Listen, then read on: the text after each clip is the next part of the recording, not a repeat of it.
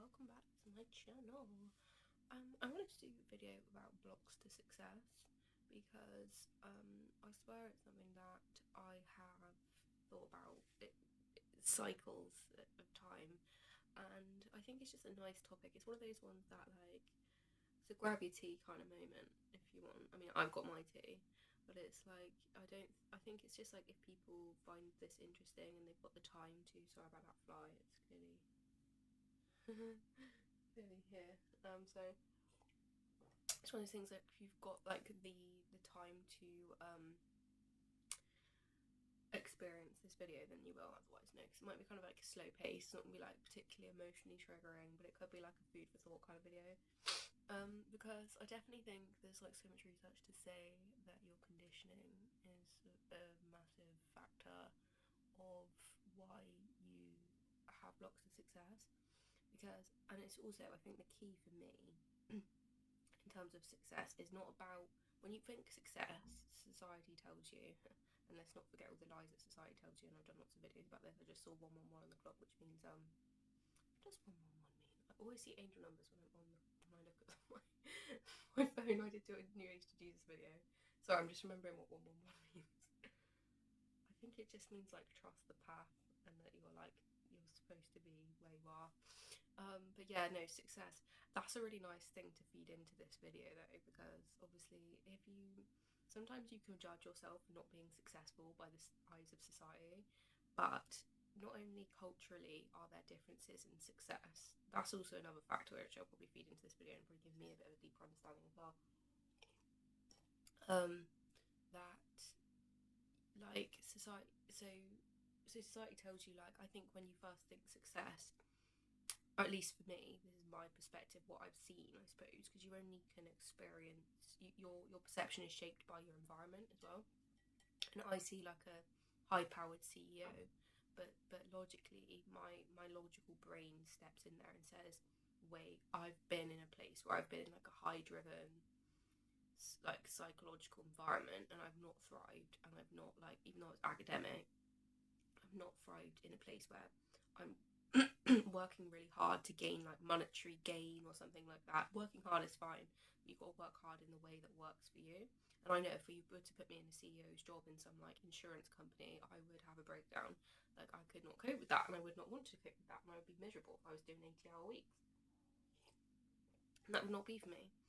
So success is defined in different ways, and obviously depending on someone's like. I think when you get to bottom, like you hear all the time. I swear I've seen a video on it recently of for example, a woman who she was like a doctor or something. She had like a I think she was like a GP, and she was like crying in her car. I saw shorts where she's like working 80-hour weeks as a GP, and she's like crying in her car, like desperately crying, and then she's like one year later traveling the world, and she's like proper like hippied out, got all these like rugs all over her car and stuff. And you just think, success in the eyes of a bank. I think it's literally the eyes of a bank, and you've got to think, right? This is the mindset you have to keep. I feel like for some people, and I think this is a bit of a key and a nugget for anyone that wants to listen to this. To be fair, and what I see is that I don't want to go too hard hell for leather on what I believe about the education system in England and how I feel that that benefits particular people, because I don't want to offend anyone. But I'd also say, even though I'm not a very PC person, I think it's just not necessary for me to keep attacking the education system. But I will say that I believe that marketing companies and people that want money do advertise things and condition people, right, in certain places to want particular things because it benefits the society, and it benefits the government, and it benefits the banks. Because I'm not being funny, the banks want you to be well off, because if you have more money, they gain more interest, and then they gain more money, and then the person at the top can buy another pool house. Do you know what I mean? That's why they want you to make more money. And then it all feeds from that, not just from the banks but from the jobs. The people at the top want the staff to be making money, so then the people at the top get to make money, because they won't hire staff that they can't afford, that's not going to in turn make them money. So they want more jobs to be given out, because the people at the top, right, want more money. So then society, and don't get me wrong, if people didn't work, we wouldn't live in a functional society. If there was no one working in local supermarkets, and we were all just aimless people, I don't think that we naturally, I can't say what I believe society would be like without marketing, because I'm really only referring to marketing and what systems in a first world country will advocate. But it's from the fact of, don't break yourself down and beat yourself up for saying that my mindset is not driving me. Like, I am not in a place of a top CEO right now, and I am not the number one money maker in the world, and I'm not also simultaneously, and this will never happen, by the way, because of basically just the law of contrast, but in terms of a wheel of life, in terms of your hobbies, your career, your money, your relationships, and your finance, and I don't know, something else, your home life, and because of that wheel, I always find that if something goes off in one side of the wheel, something will kilter in another side of the wheel. So if if you're having a really good time in your relationships, maybe your home life might not be great. But if your home life is really great, maybe your relationship life might not be great. And if your work life is going great, maybe your money life might not be great. If you're doing like a poorly paid job, but you're living your best life in your career, But if your money life is great, your career life might not be going great. You might hate your job. Do you know what I mean? That's what I'm trying to say.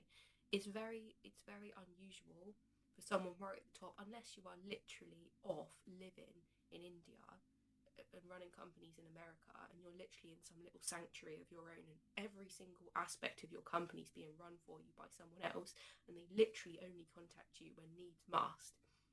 Even so, you're still connected to this massive corporation, and you are the top dog. So psychologically, that's going to be a lot of weight.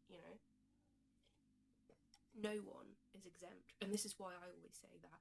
Would I accept lottery money if someone was to say you can have my lottery win tomorrow, you can win the lottery and have 4 mil, in your bank account, and do what with it what you will.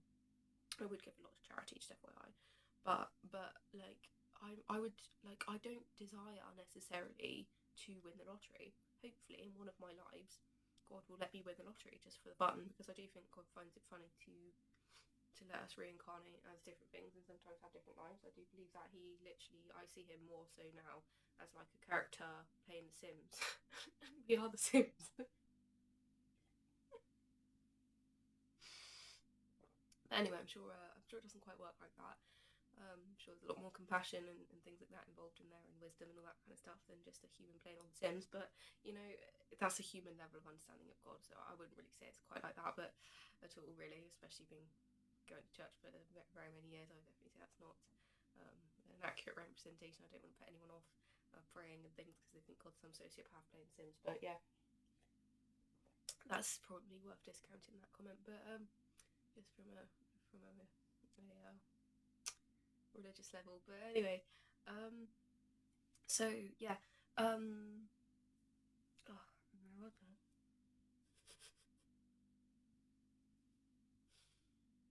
yeah, I feel like it's not worth. Oh yeah, so the lottery.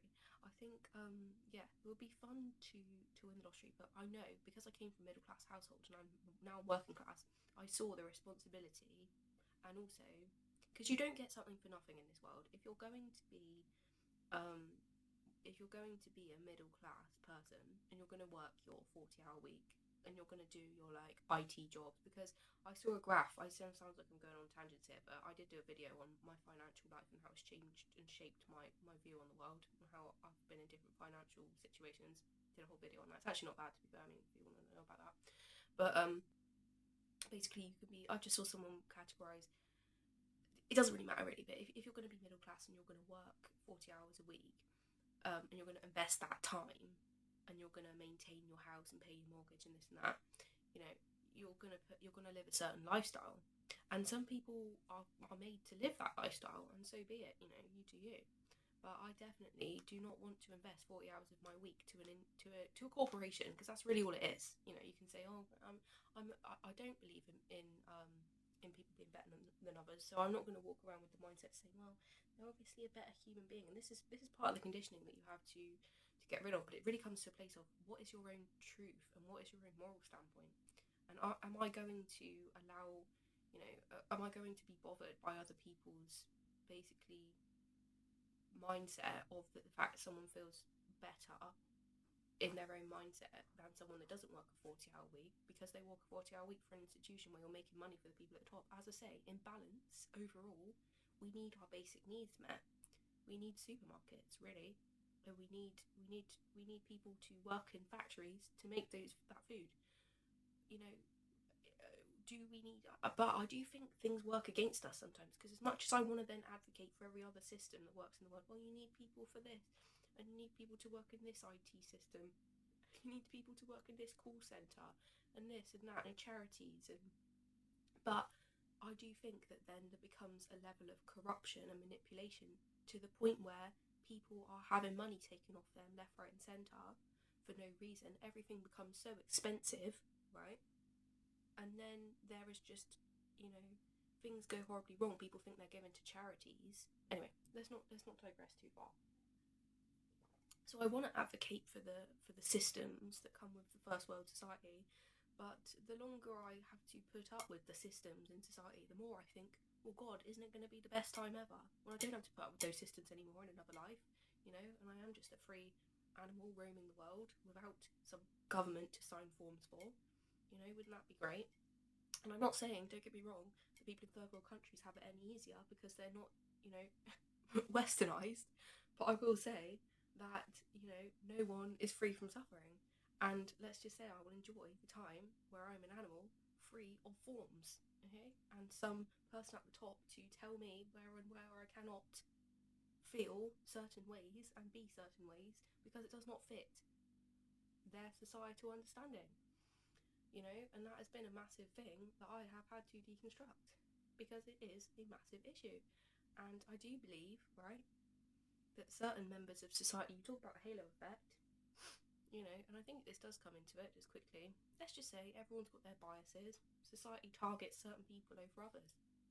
And unfortunately, I don't know, it all kind of swings back and roundabouts at the end of the day, so not really that important, but so I was going to talk about, what was I talking about then? So that was really, yeah, it's like you have to find your success, and the main moral nugget of this is also that, and it's kind of obvious, and I'm sure anyone who's watched it this far can see this coming, that your success is going to come in different forms for different people.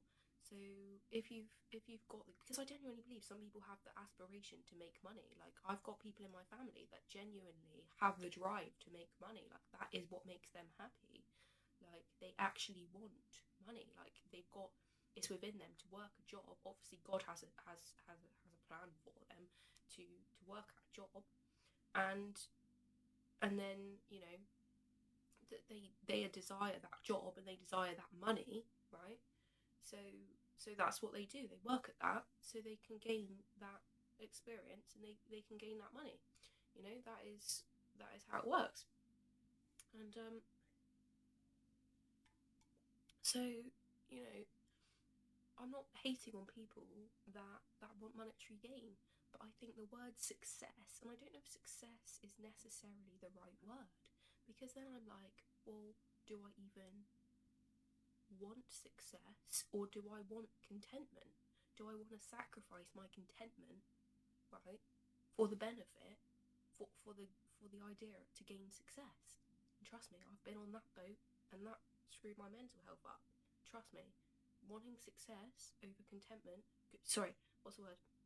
infusing success for contentment will not bring an overall peace, because then you are buying into society's lie of, if you do this, you will gain the world. If you do this, you will gain the world. People are very quick, right, to discard people's insightful. I'm not saying we should all sit around deliberating, but people at large, some people are quick to discard, deep thinkers and people, that are gonna question overall, societal concepts and structures. But at the end of the day, a lot of society, because I think as well the school system, right, and the way that is, Like, I thought about this the other day, and I was like, there's this thing, right, in ancient Indian culture, Indian, what's it, ancient Indian culture, let's put it that way, called the caste system, right?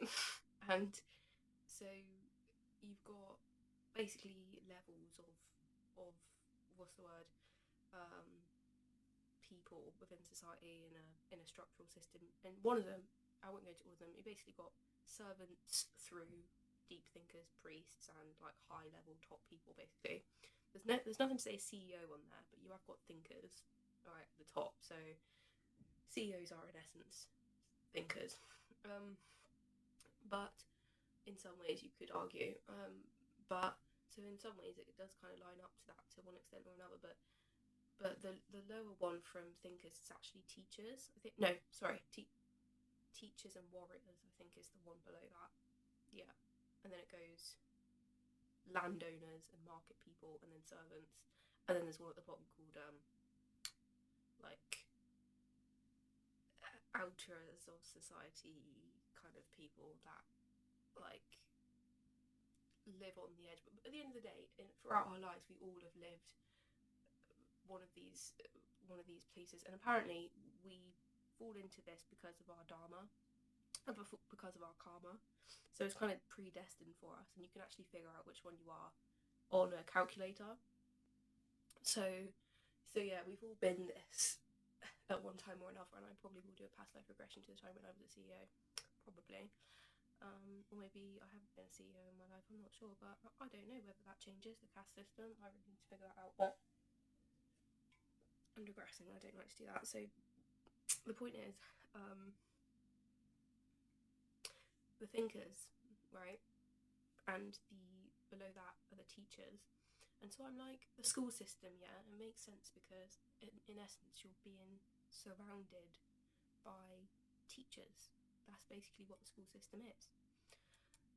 But it kind of is almost a perverted system though, because no one is taught about the real truths of life and actually has the mental capacity to actually consider you can argue yes they do, and I'm sure people develop differently within the school system, and I'm sure not everyone was as plagued by anxiety as I was, but at the same time I question whether the genuine truths of life are taught within the school curriculum, or whether we waste far too much time messing around with Pythagoras. And that's where it's a bit of a perverted system within first world countries, because I do question, obviously, even in like European countries or America, I don't know. Maybe I'm just conditioned by media. I know we all have our own systems, but I also did see the other day on Facebook on YouTube a live of some place in bloody Thailand or somewhere like continental of some form. I'm sorry if I'm using that word wrong. I don't know, but they were all like literally sat there like playing. Like, don't get me wrong, you can do like kids groups here where they can tinker around with some instrument for the sake of it, but this was proper like festival level. Like everyone was like playing instruments, and they were proper like dancing and with their like tribal masks and proper like getting into it and like dancing around and living in their spirit, and proper like fucking masks with like cat faces and like proper like you know ancient like tour like dances and stuff, and it was proper like involved, like proper like you could tell it was like some like sacred like ritualistic shit going on, and I was like, fucking England just fucking fails, all right, compared to that shit. And as I say, it's all relative in countries. I'm not saying that they've got a great fucking tax system and everything's clean and whatever. I don't know, but I'm just saying that like from a place of like variety of experience, okay, I think it's a good time to move to the fact that different cultures present different standards of happiness, because maybe it's because I've come from a family where my mum is half European and half Irish. I know for a fact that I think the English, right, truthfully, again, I shouldn't just attack entire nations, but I think being an experienced person in England, I can quite comfortably say that England is an entire mess, right? and it is just filled with incompetence left and bloody right, and they do truly fail in most places in life compared to. Alright, okay, maybe that's a bit of a biased thing. Maybe I should just retract that statement, because I think hearing that out of context, you might think, it's a little bit harsh. But I think even the Irish, right? At least they know how to have fun. At least they like enjoy drinking, you know? At least they actually can admit that this little island that is Britain is pretty meek and pretty ridiculous and stupid and pretty disconnected to the entire of the rest of the world, which clearly has more capacity to cope better than this little tiny segregated island that is Britain. You know, at least the Irish can admit that, and they just like say, do you know what? Yeah, the Irish are shit, but at least we can drink. You know, at least we can enjoy ourselves, and at least we can like play our like folk guitar and just like make the best out of it. The English just walk around in pure bitterness and just like dredge their way through life and hate everything about it. You know, and it's just the English.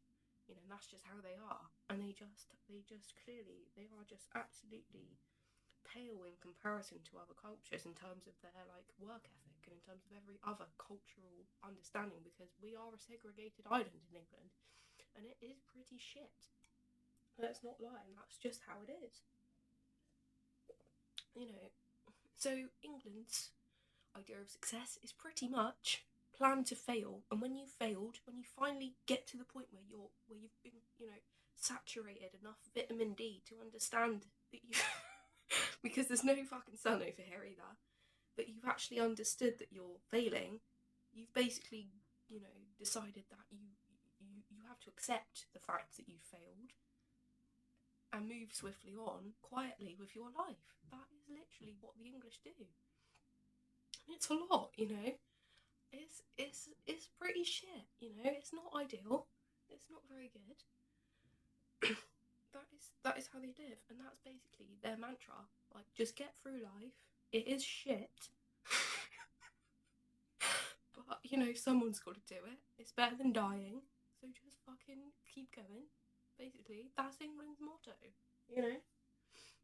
And that is how it is, because there's so little fucking vitamin D. If you don't get your supplements in, you ain't gonna get enough vitamin D. Because all it does is fucking rain over here as well. It's not great, you know? And so that's their ideal of success. Just carry on, even if you fail, just consistently fail, and that's just the way it goes. That's basically their mantra.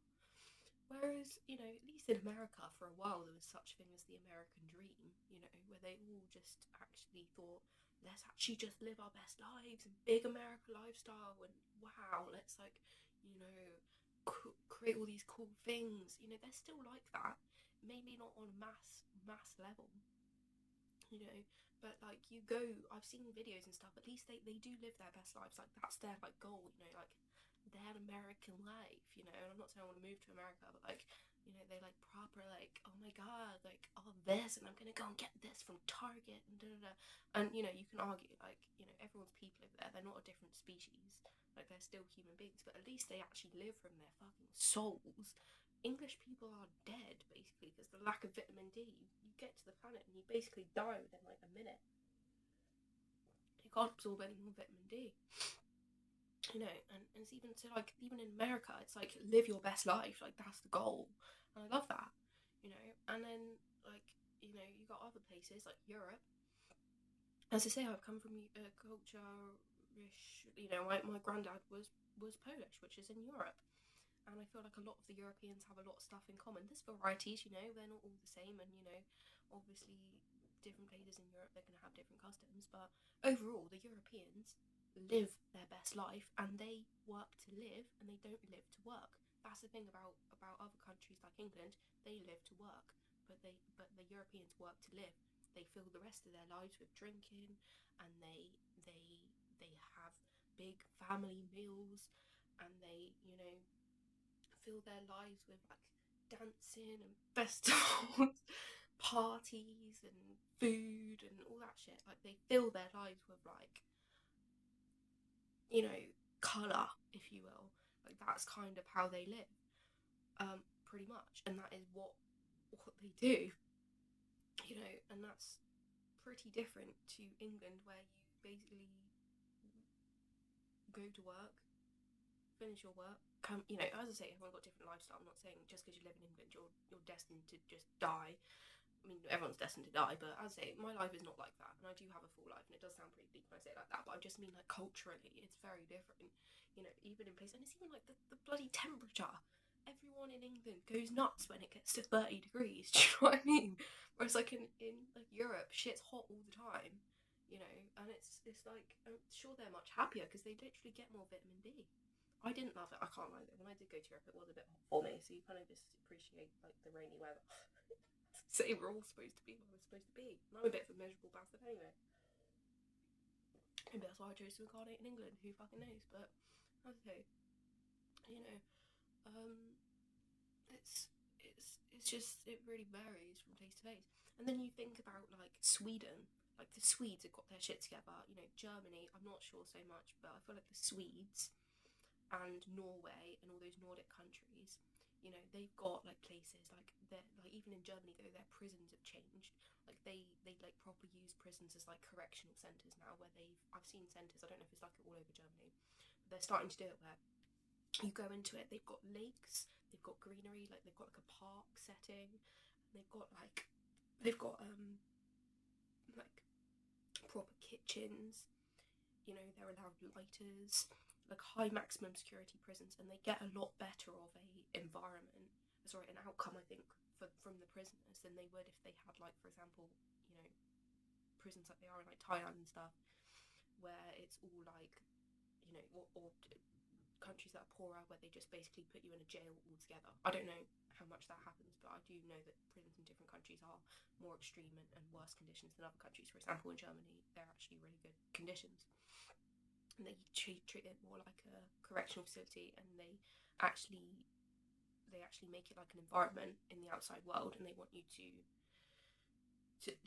be in that mindset when you leave, basically, even in maximum security prisons. You know, and in like Sweden, they've got, you know, they've had so many things throughout the years which I've heard of like, you know, even allowing, I don't think the English are ready to have weed legalized in this country. I think they're all too lazy, and I think they'd all sit around smoking weed all day long if they were given a chance. You know, I don't think it's actually the best thing, but obviously, you know, in other countries they've legalized drugs. Okay, they've legalized marijuana in loads of European countries. They've stopped animal testing in most of Europe, vast majority of Europe. Like, that is a beautiful thing. they've legalized drugs in so many countries, and you know, it's, oh, I need to go to the toilet. Sorry, yeah, I'll literally probably end the video here, but it's like, it's worth taking into account what I think. I'm going to do like a mood, like not a mood journal, because I have these inspirational days. I'm sure it aligns with my cycle, the astrology cycle, something. I'm going to get a notebook, and I'm going to go somewhere, or I'm going to do it in the house actually, because I've got much money at the moment, and I'm just going to write down what my definition of success is and what I want to achieve. And I do it from time to time, actually. I've done it quite a lot over time, and it doesn't really change, I can't lie. It probably remains quite similar, but it's just food for thought. I think it's worth addressing each person's individual idea of success rather than just looking to someone else. And that is generally the rule of life. If you're going to look to someone else for your success, that it usually does come from a stress response. If you're going to look to someone else because you haven't got the space for yourself, you always have to hold space for yourself, is what I've noticed. Emotionally, to hold that space, then you'll be able to actually define what it is that you want. And it does come with age as well. I feel like it's not always going to be right in front of you when you're 22, 21 or 22, and you think, oh, what do I actually want? You know, it's not always going to be right there. But I feel like we are better manifestors when we're younger. I was, at least. Maybe we're not all, because I'm quite a powerful manifestor apparently. But yeah, I think it's just worth looking to yourself. So, if you enjoyed this video, I enjoyed it. So thanks.